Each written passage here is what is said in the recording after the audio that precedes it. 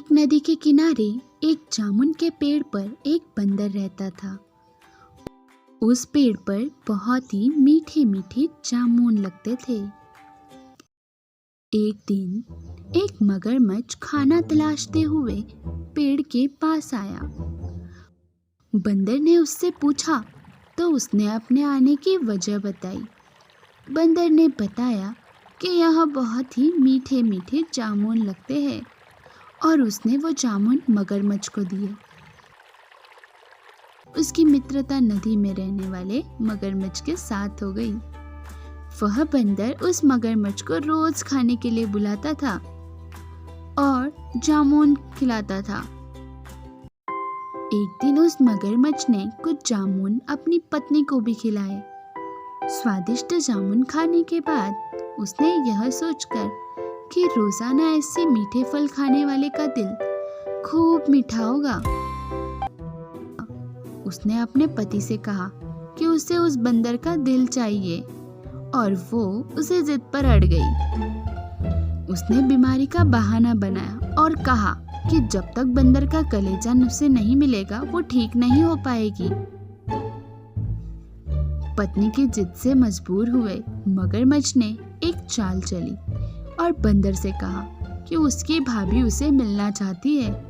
बंदर ने कहा कि वो भला नदी में कैसे जाएगा। मगरमच्छ ने उपाय सुझाया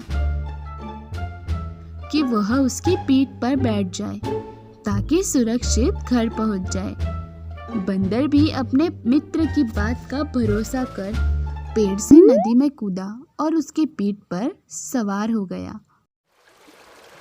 जब वे नदी के बीचों बीच पहुंचे तो मगरमच्छ ने सोचा कि अब बंदर को सही बात बताने में कोई हानि नहीं।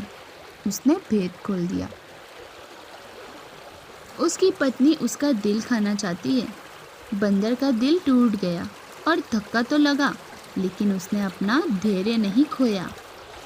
बंदर तपाक से बोला, ओह मेरे मित्र, तुमने यह बात मुझे पहले क्यों नहीं बताई?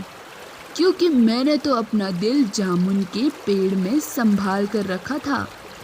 और अब जल्दी से मुझे तुम नदी के किनारे ले चलो ताकि मैं अपना दिल रखकर अपनी भाभी का उपहार देकर उन्हें खुश कर सकूं।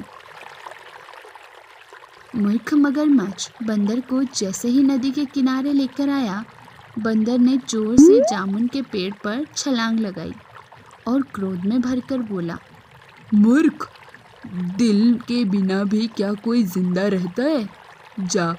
जाकर आज से तेरी मेरी दोस्ती समाप्त हो गई। तो दोस्तों, हमें इस कहानी से क्या सीखने को मिलता है? मुसीबत के समय घबराने की वजह हमें अपनी बुद्धि का उपयोग करके उसे दूर करने का उपाय सोचना चाहिए।